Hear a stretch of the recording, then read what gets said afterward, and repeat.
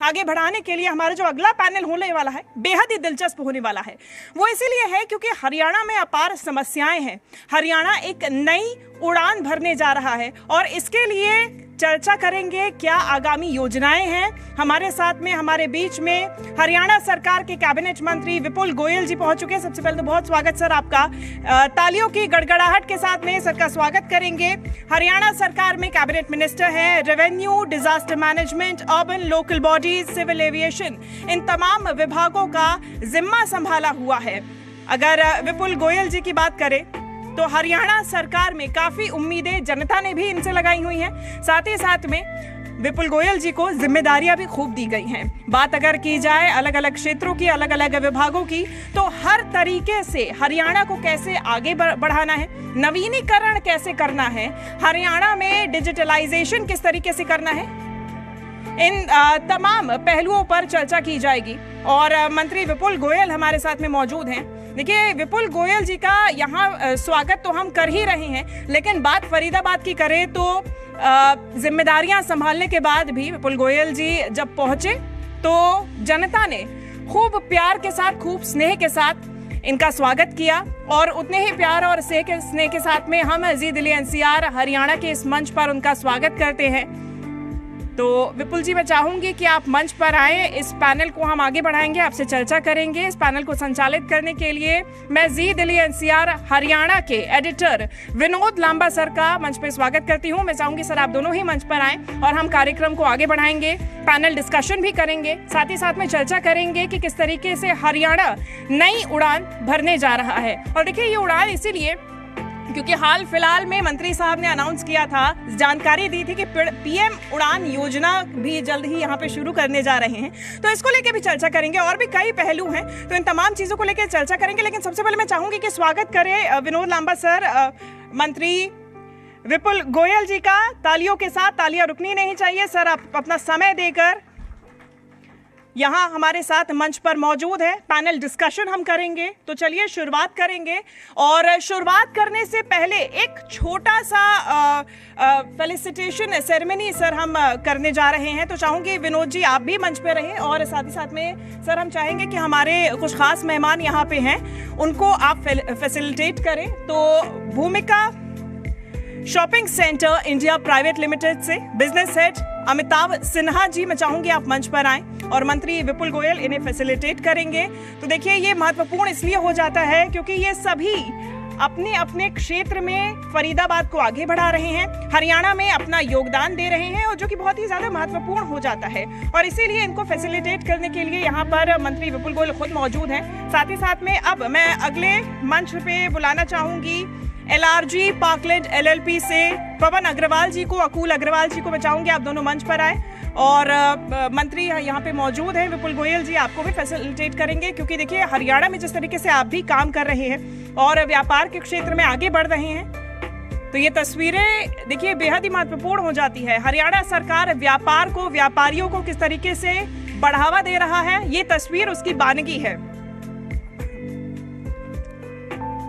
Next मैं venue partner JC Bose university of science and technology YMCA Faridabad के registrar professor doctor Ajay रंगा को मंच पर आमंत्रित करना चाहूंगी। मैं चाहूंगी कि तालियों के साथ उनका स्वागत किया जाए।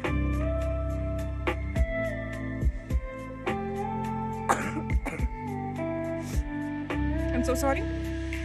चलिए पैनल को आगे बढ़ाते हैं। विनोद सर हमारे साथ मौजूद है और मैं अपने सहयोगी जय प्रकाश को मंच पर बुलाना चाहूंगी और इनसे चर्चा करेंगे हरियाणा में तमाम पहलुओं का, हरियाणा के विकास का। Over to you Vinod. शुक्रिया शिवांगी। मंत्री जी स्वागत है मंच पर।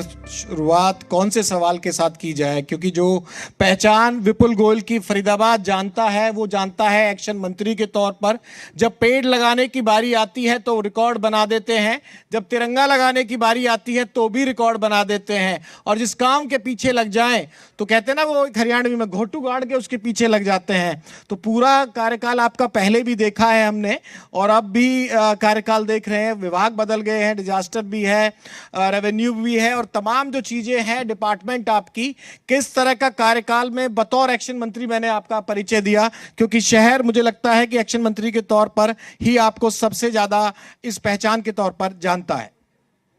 विनोद जी, सबसे पहले तो मैं जी हरियाणा का बहुत बहुत धन्यवाद करूंगा कि जनता की समस्याओं को सरकार तक पहुंचाने का जो प्लेटफॉर्म आपने फरीदाबाद में चुना, उसके लिए आपका बहुत बहुत धन्यवाद। और जो एक्शन मंत्री की बात आपने कही है, या एक्शन मंत्री के नाम पे विपुल गोयल जाना जाता है, तो सिर्फ यह है कि विपुल गोयल जिस भी काम को करता है बहुत डेडिकेशन से करता है और उसमें घुसकर करता है। तो इसके लिए लोग कुछ भी नाम दें तो उसके लिए मैं तैयार हूँ, लेकिन काम की जो सीरियसनेस है वो होनी भी चाहिए, ऐसा मैं समझता हूँ। बिल्कुल विपुल जी, सबसे पहले क्योंकि हमारे विनोद जी ने आपकी तारीफ कर दी, कुछ तारीफ मैं भी करता हूं, फिर आपसे बहुत सारे सवाल भी होंगे। तारीफ क्योंकि धैर्य, अगर धैर्य सीखना है तो विपुल गोयल एक बड़ा उदाहरण है। आपने धैर्य किया, टिकट नहीं मिली, वेट किया, फिर रुके। एक सबसे बड़ी बात है, वफादारी सीखनी है तो विपुल गोयल है, क्योंकि ये चर्चाएं हो गई थी कि 2000 जब चुनाव आया तो भाई अब तो विपुल जी तो हो सकता है कांग्रेस में ज्वाइन करें, लेकिन वफादारी काम आई। सही कह रहे हैं जेपी, ऐसा माहौल बना दिया था कि अब तो गोयल साहब हो गए, विपुल जी हो गए कांग्रेसी। और कमबैक कैसे किया जाता है वो आपने करके दिखाया। मैंने सही कहा? देखिए, ये भारतीय जनता पार्टी है।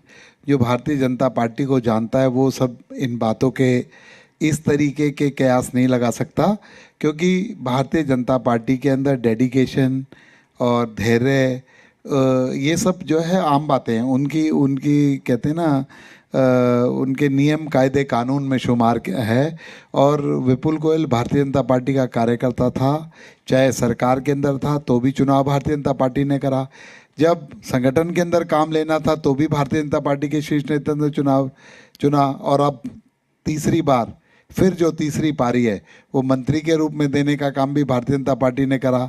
तो इसलिए जो भारतीय जनता पार्टी है उसका शीर्ष नेतृत्व बहुत माइन्यूटली हर किसी वर्कर को देखता है। तो मैं तो पार्टी संगठन की मीटिंगों में भी यही कहता आया कि आप ये मत सोचिए कि आपको कोई देख नहीं रहा, आप अपना काम मेहनत से और डेडिकेशन से करते रहिए, कब आपको उठा करके स्थान पर बिठा दिया जाएगा ये आप भी सोच नहीं पाओगे। बहुत बढ़िया जवाब आपने दिया, और ये धैर्य की बिल्कुल जेपी आपने बखूबी पूछा भी, और ये सवाल था जहन में यहाँ की जनता के।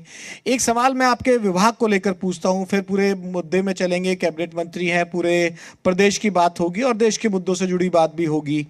विभाग में किस तरह का रेवेन्यू है, डिजास्टर है, नगर निगम भी आपके अंडर आता है, नगर निगम को लेकर समस्याएं रहती हैं, बारिश का भी मौसम है, और रेवेन्यू को क्या टारगेट आपने रखा है? अपने विभागों का इंसाइट अगर आप बताएं तो पूरी जनता हरियाणा की हमारे माध्यम से आपको सुन पाएगी। देखिए, नगर निगम एक बहुत बड़ा महकमा है और हम प्रदेश की 50-55 से ज़्यादा % आबादी को डायरेक्ट छूने का काम करते हैं, और बहुत बड़ा चैलेंज भी है, क्योंकि एक घर का रखरखाव भी कितना मुश्किल होता है, लेकिन ये पूरा प्रदेश का रखरखाव है, चैलेंजिंग काम है।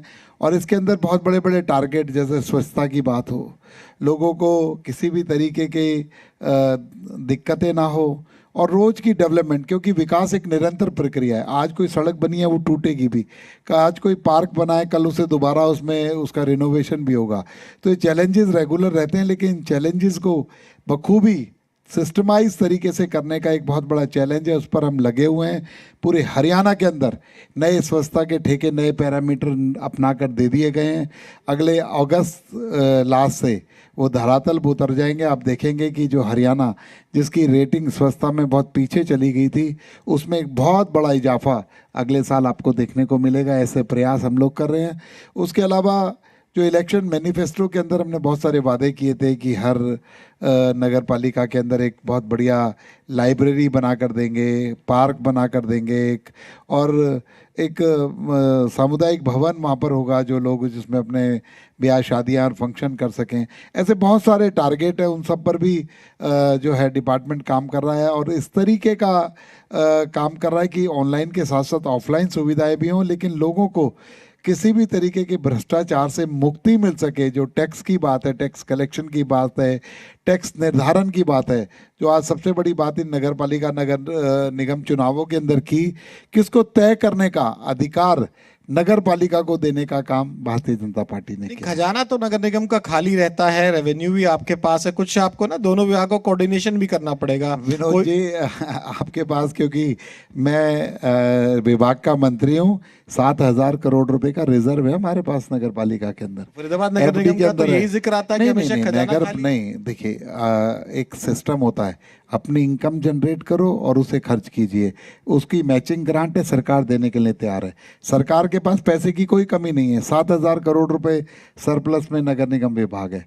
इसलिए सिर्फ ये तो ठीक है भाई, अगर अपना टैक्स कलेक्ट नहीं करोगे, सेंटर आप स्टेट से मांगते रहोगे तो कोई बात नहीं, अपना टैक्स भी कलेक्ट कीजिए और डेवलप कीजिए। विपुल जी, क्योंकि खजाना भरने की जिम्मेदारी आपकी है, राजस्व विभाग आप पर है, और फरीदाबाद की बात करें तो रेवेन्यू देने में हम दूसरे स्थान पर है, हरियाणा को रेवेन्यू देते हैं। कभी एशिया का मैनचेस्टर होता था फरीदाबाद, 60% हम राजस्व देते थे फरीदाबाद की तरफ से, लेकिन हम क्यों नंबर 1 नहीं है किसी भी चीज में? स्मार्ट सिटी का आपने जिक्र किया, मेरे पास जो आंकड़ा आप पर भी होगा, 850 करोड़ के लगभग शायद स्मार्ट सिटी के लिए दिया, कहीं पायदान नहीं है। पॉल्यूटेड शहरों में, देश में नहीं सर, दुनिया में हमारा नाम है, हम नंबर 1 नहीं है।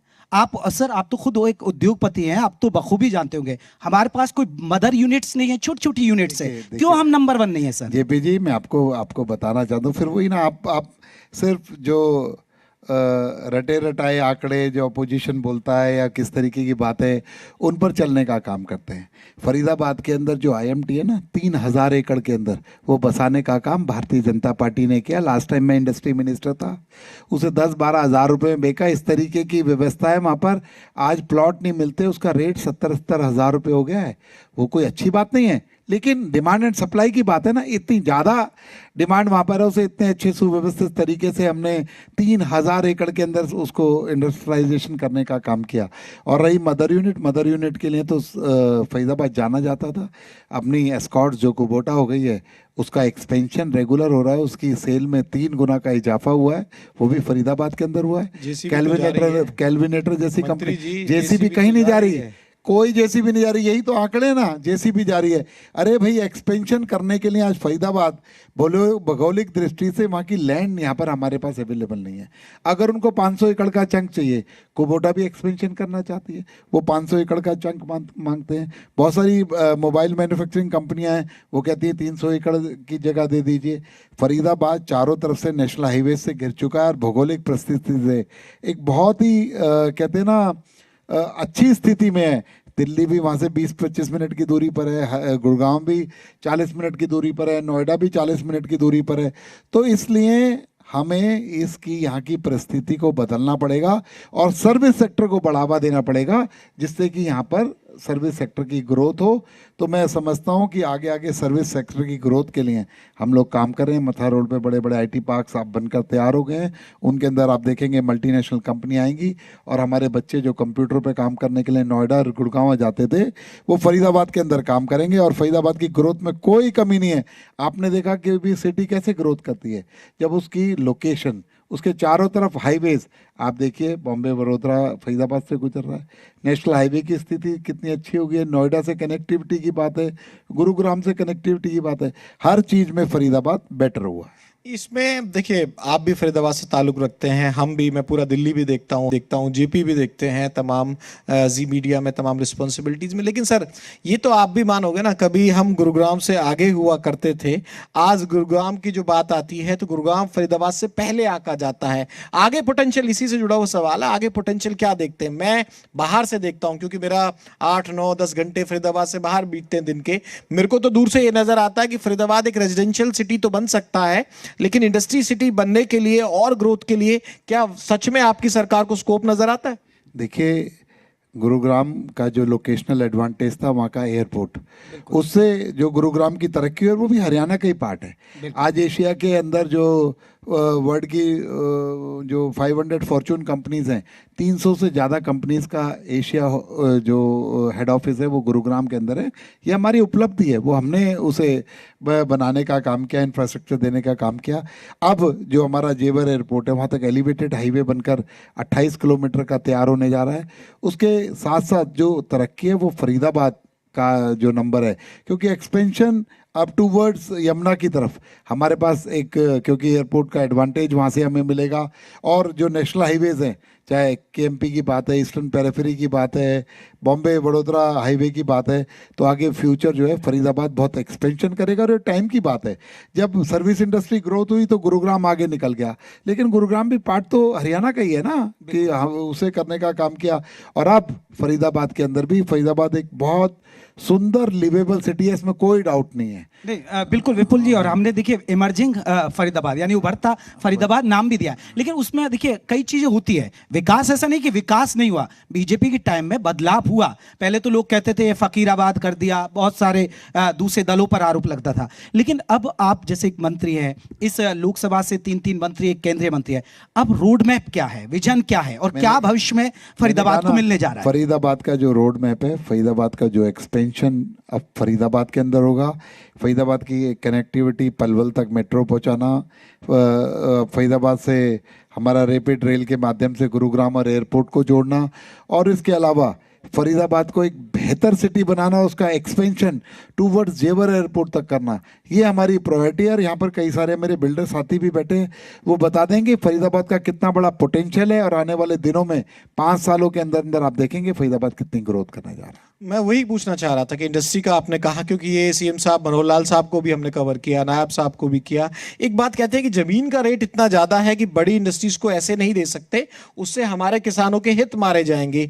ऐसे में रेजिडेंशियल लिहाज से क्या फरीदाबाद की जो पोटेंशियल है as compared to the other cities, Noida से भी ज्यादा? आज आप देखेंगे विश्व के अंदर, देखिए अमेरिका के अंदर मैन्युफैक्चरिंग बंद हो गई, ब्रिटेन के अंदर मैन्युफैक्चरिंग बंद हो गई, क्योंकि वहाँ पर वो उसको आगे सरवाइव नहीं कर पा रहे थे अपने भौगोलिक परिस्थिति के हिसाब से, लैंड की अवेलेबिलिटी के हिसाब से। तो क्या वो लोग देशों ने ग्रोथ नहीं करा? अरे कुछ और अपॉर्चुनिटी सर्विस इंडस्ट्री लेकर आए ना। आज गुड़गांव जो जाना जाता है वो इंडस्ट्रियल हब की वजह से नहीं जाना जाता, वो सर्विस इंडस्ट्री की वजह से जाना जाता है। तो नए नए टाइम टू टाइम इनोवेशंस होते हैं, किस किस तरीके का बिजनेस डेवलप होता है।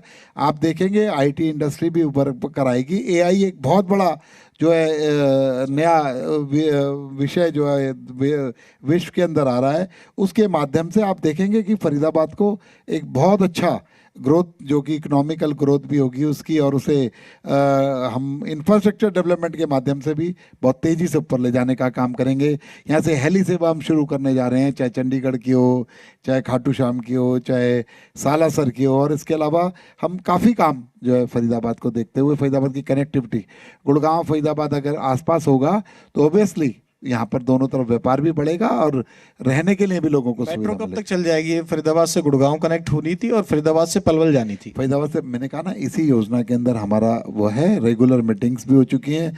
पलवल वाला तो जो कॉरिडोर है तकरीबन फ्रीज भी हो गया है।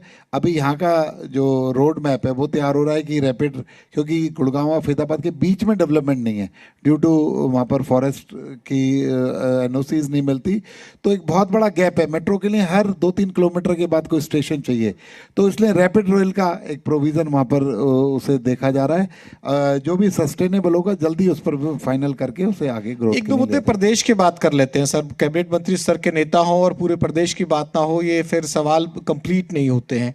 2-3 चीज़ों को लेकर आपकी सरकार घिरी हुई नजर आती है। घिरी हुई मैं इसलिए कह रहा हूँ कि एचयू में छात्रों के साथ विवाद हो जाता है, वहाँ लाठी चल जाती है, बाबल में भी कुछ इसी तरह का हो जाता है।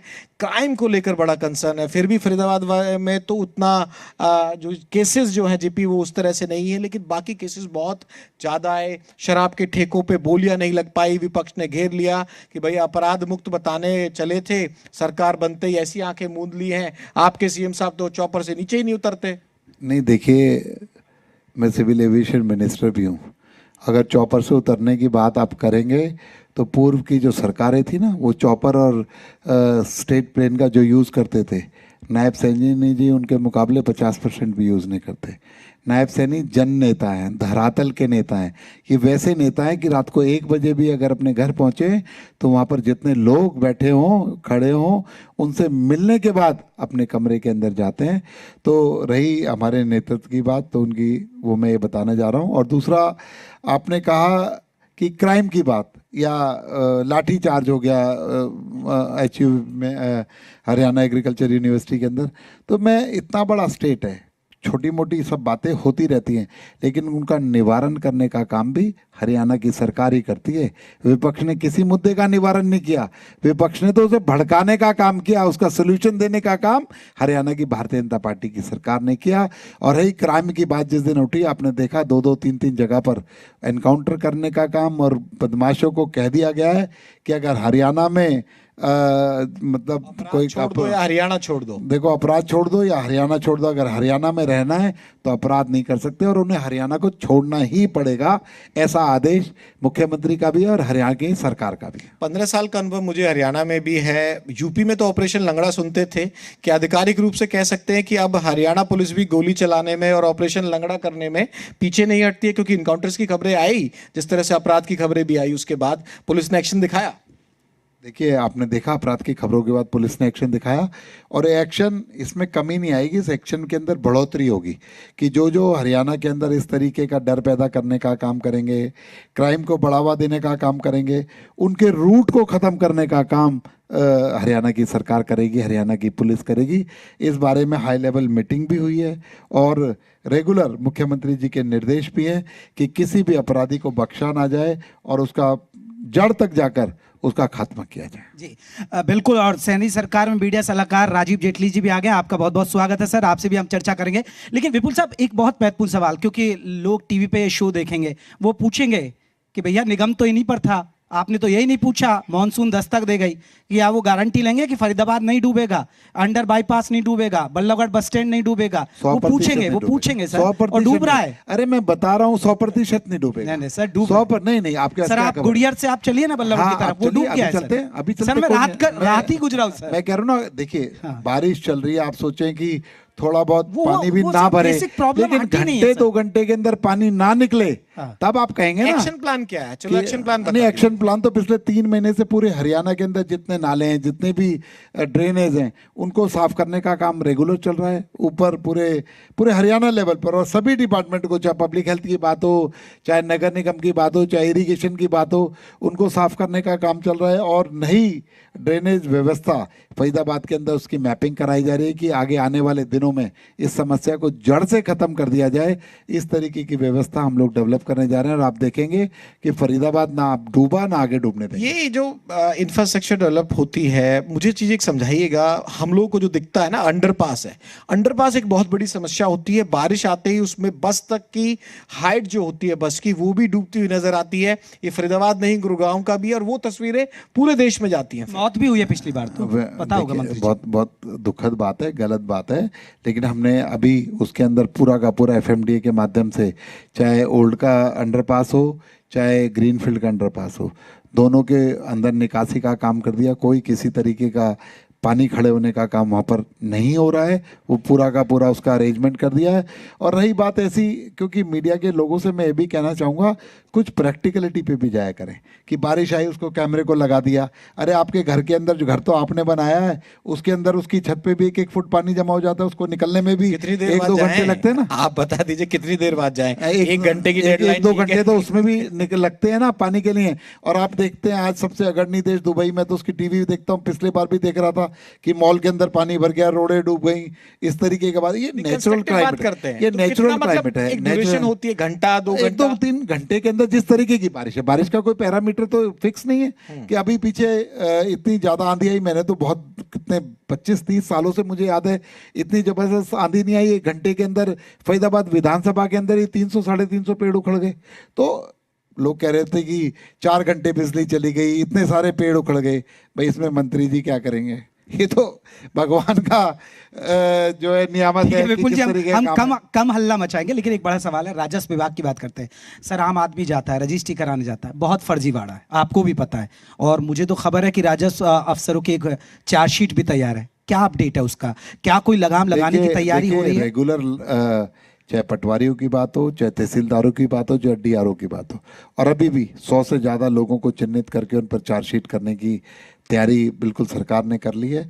और इसके अलावा इस समस्या को ही आप देखेंगे अगले 1-2 सालों के बाद इसको ख़त्म करने का काम करेंगे। ये नायब सैनी सरकार है और विपुल गोयल इसमें राजस्व मंत्री है। आप चिंता ना करो, उसका परमानेंट सोल्यूशन देंगे। रजिस्ट्री की व्यवस्था अगले 1 साल के अंदर इस तरीके से कर देंगे कि लोग जाएंगे, जिस तरीके से अपना पासपोर्ट बनाते हैं, जिस तरीके से अपना VFS के थ्रू वीज़ा लगाते हैं, सिर्फ अपना रजिस्ट्री वहाँ पर जमा कराएंगे, रजिस्ट्री होकर उनके घर आ जाएगी। अगले दिन चाहें तो खुद ले आएँ, वरना 100-150 रुपये जो भी चार्जेस हैं उसके कोरियर के, वो कोरियर के जमा कर दें, उनके घर पर। प्रैक्टिकल केस बता दें, आप इसे प्लीज नोट कीजिएगा, क्योंकि ये बात हवाई नहीं है, ये हम लोगों का भी अनुभव है। अब ये सौभाग्य समझ लीजिए इस मंच का कि हम सब लोग ही हरियाणा के हैं, तो डिटेल में और खुल के अंदर तक घुस के बात कर सकते हैं। प्रॉपर्टी आईडी का आइडिया बुरा नहीं था, इसको कोई नहीं कह सकता। मनोहर लाल साहब के समय जो ट्रांसपेरेंसी के जो तरीके चुने गए थे, लेकिन जो अफसर हैं वो पलीदा लगाने का इस तरह काम करते हैं। अगर प्रॉपर्टी आईडी आपकी गलत होगी, और वो एजेंसी चिन्हित भी हुई थी जिसने प्रॉपर्टी आईडीज एरियल सर्वे करके बना दिया था। मैं इसी से जुड़ा हुआ सवाल ये पूछ रहा हूं कि जो रास्ता आप लोगों ने चुना उसमें सुविधा के लिए चुना, जनता के लिए, लेकिन अधिकारियों ने उसे और ज्यादा कमाने का माध्यम क्यों बना दिया? ये सरकार इंप्लीमेंट क्यों नहीं करा पाती है? देखिए, प्रॉपर्टी आईडी की बात है, आज 95% से ज़्यादा उस पर हमने कामयाबी पाली है। क्योंकि जब कोई भी इतना बड़ा चेंज, इतना बड़ा रेवोल्यूशन बेटरमेंट के लिए लेकर आएंगे उस रेवेन्यू के अंदर, तो कुछ ना कुछ खामियां आती हैं। चेंजेस आए, हमने उस कंपनी को भी ब्लैकलिस्ट किया, उस कंपनी को भी बार करने का काम किया, और रेगुलर प्रॉपर्टी आईडी पे काम कर रहे हैं। आपको पता होगा, नायब सैनी सरकार जब तीसरी बार बनी, आते ही समाधान शिविर का अनाउंसमेंट किया, जो आज तक चल रहे हैं। लोगों की प्रॉपर्टी आईडी को ठीक ठाक करके जो उसके अंदर कमियां हैं उनको दूर करने का काम कर रहे हैं। कई बार टेक्निकल या किसी चीज़ को चेंज करने में प्रॉब्लम भी आती है, और इंसानी प्रवृत्ति है। हमारे घर के अंदर भी हम कोई चीज़ काम करें, 4 लोग सहमत होते हैं, 2 लोग उसे ख़राब करने का काम करते हैं। लेकिन ऐसे लोगों पर लगाम लगाने का काम किया, और आप देखेंगे इस प्रॉपर्टी आईडी की वजह से हरियाणा का रेवेन्यू रिकॉर्ड पूरे देश के अंदर नंबर 1 पर जा रहा है। और प्रॉपर्टी आईडी जो है बहुत कारगर सिद्ध होगी, और प्रॉपर्टी आईडी से जो हमारा रेवेन्यू का रिकॉर्ड है बहुत चुस्त दुरुस्त हो रहा है। एक आखिरी सवाल मेरा ये है, कई मैंने रिकॉर्ड की, आपकी बात की थी, आज मेरे मन से बता जाइए, कुछ तो आपके पिटारे में होगा। IQ मंत्री भी कहा जाता है आपको, और बड़े स्मार्टली काम करते हैं, गहराई से करते हैं। ऐसा तो नहीं है कि आपने फरीदाबाद को लेके, हरियाणा को लेके, अपने विभाग को लेकर कोई मास्टर स्ट्रोक या कोई बड़ी परियोजना या बड़ा कुछ सपना नहीं सजो के रखा होगा? कुछ हिंट तो आज देके जाइए कि विपुल जी वो बड़ा काम करने वाले हैं जैसे पुराने कामों के लिए आज तक आपको जाना जाता है। देखिए, विपुल गोयल के पास 3 विभाग माननीय मुख्यमंत्री जी ने दिए हैं, चाहे वो ULB डिपार्टमेंट हो, चाहे रेवेन्यू हो, चाहे सिविल एविएशन हो। सिविल एविएशन के आपने देखा, मुख्यमंत्री जी के निर्देशानुसार सरकार का मैंडेट था कि हम हिसार के एयरपोर्ट को शुरू करें। आप लोगों ने देखा कि जो कई सालों से बाट जो रहा था, चंद महीने के अंदर हिसार एयरपोर्ट शुरू हो गया, और आज वहाँ से रेगुलर नई फ्लाइटें चलने का काम हो रहा है। तो मैं आपको विश्वास दिला रहा हूँ कि अगले साल आपके मंच पर जब हम बैठेंगे, चाहे रेवेन्यू की बात हो, चाहे अर्बन लोकल बॉडीज़ की बात हो, आप कहेंगे कि एक बहुत बड़ी जो विकास की लकीर है इन दोनों डिपार्टमेंटों के अंदर भी खींची गई है। ये मैं आपसे बता दूं। मैंने कहा ना कि आइडियाज़ या जो बातें हैं, मैंने भी ओथ भी ली हुई है, और वैसे भी मैं बिजनेसमैन आदमी हूँ। जो डिस्कशंस हैं, जो हमारी कहते हैं ना पॉलिसीज़ हैं, उसको इनसाइड मीटिंग्स, उसको अब कैसे डिक्लेयर कर बिल्कुल। तो विपुल जी, जब हम उभरते फरीदाबाद की बात कर रहे हैं, और जब मंच पर आएंगे 2029 से पहले कभी, तो विकसित फरीदाबाद की बात करेंगे। बहुत बहुत शुभकामनाएं, और आपके अपने डिपार्ट के लिए कि आप आगे ऐसे ही करें, क्योंकि बहुत महत्वपूर्ण जिम्मेदारी है आप पर दोनों डिपार्ट के लिए। बहुत बहुत शुक्रिया सर, थैंक यू। बहुत शुक्रिया जयप्रकाश आपका, इस मंच पर बने रहिए आप।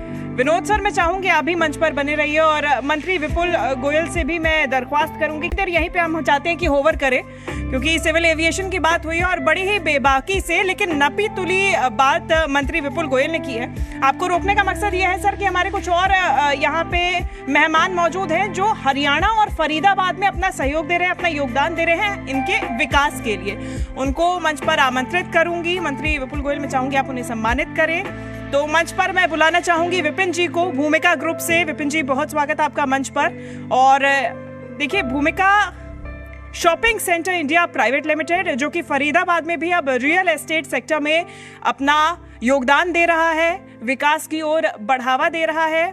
तो ऐसे में अब मैं चाहूंगी मंच पर आएं और जोरदार तालियों के साथ में इनका आप स्वागत करिए। बहुत शुक्रिया आपका। साथ ही साथ में अब मैं चाहूंगी JC Bose university of science and technology YMCA Faridabad से मिस्टर विशाल, आप मंच पर आइए। और चूंकि ये हमारे वेन्यू पार्टनर हैं, हम यहाँ जहाँ मौजूद हैं, यहाँ पे यूनिवर्सिटी के छात्रों को भी बढ़ावा दिया जा रहा है। उनको अलग अलग क्षेत्रों में कैसे आगे बढ़ना है, ये काम इस यूनिवर्सिटी में किया जा रहा है। साथ ही साथ में मैं चाहूंगी कि स्पेशल अचीवर्स की फाउंडर मिस माधवी हंस को भी हम सम्मानित करें। She is a special achiever और अपने क्षेत्र में ये जो काम कर रही हैं ये बेहद ही सराहनीय है, क्योंकि चैलेंजेस को पार पाते हुए लगातार आगे बढ़ रही हैं। और नीचे ही आके उन्हें सम्मानित करेंगे मिस माधवी हंस को, चूंकि स्पेशली एबल्ड हैं और उसके बावजूद भी लगातार लोगों को आगे बढ़ाने का काम कर रही हैं। तो मिस माधवी हंस को हम सम्मानित करेंगे। विपुल सर, मैं चाहूंगी कि आप प्लीज मिस माधवी हंस को भी सम्मानित करें। और सर, आपका बहुत शुक्रिया अपना समय देने के लिए। विनोद लांबा सर ने मंत्री विपुल गोयल को भी सम्मानित किया। सर, बहुत शुक्रिया आपका समय के लिए। और ये देखिए, ये तस्वीर